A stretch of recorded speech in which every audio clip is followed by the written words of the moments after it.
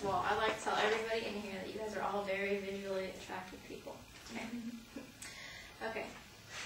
Attraction. Something that brings two things together. I'm not talking about gravity or electromagnetic attraction. I'm talking about interpersonal attraction between two people that often result in friendship or a relationship. Things that determine attraction are color, heart rate, exposure, and eye pupils. Color. I'm going to show you guys a visual aid, and you guys are going to tell me which one you think is more visually attractive. Here's a woman in a blue shirt. Okay. Here's the same woman in a red shirt. Okay.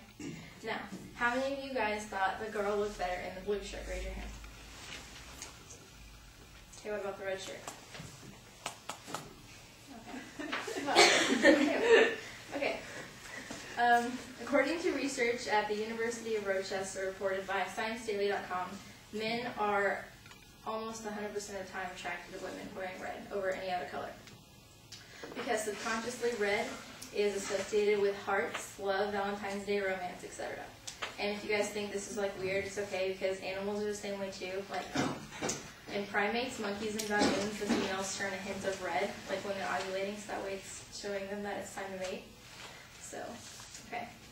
While red is associated with hearts, hearts themselves can also be a determinant of attraction. Heart rate. Alright, I'm going to use an example that you guys might have heard in psychology last semester. You said you like to work out, right? You know what I'm doing here? Okay.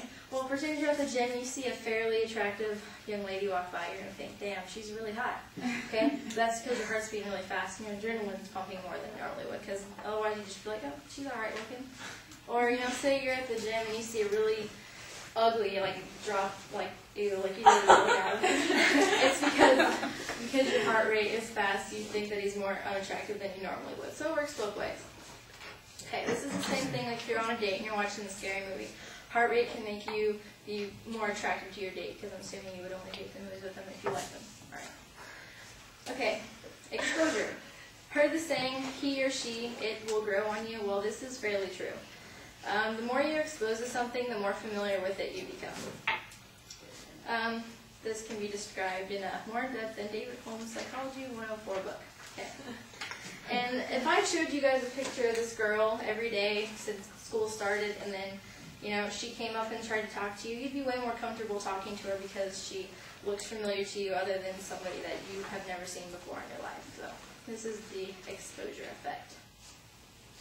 Eyes. While pupil size can differentiate between light, different light settings, it can also be a determinant for how much someone finds you attractive. Like, say if you two looked at each other and her eyes dilated. I mean, she's fairly attracted to you. I'm not saying that you are, but okay. All right. When talking, watch for dilations of pupils. If they dilate, it means they're interested. This is also why if you go to a romantic restaurant, the lights are kind of low. That way, if you're on a date, your eyes can dilate, and you can find whoever you're on a date with more attractive. Signs that one is attracted to you and awareness that you're attracted to somebody else can be noticed and taken advantage of. You just know to look for the right things. Just remember, color, heart rate, closeness, and eyes can eliminate future issues when it comes to doubt between your attraction to somebody else.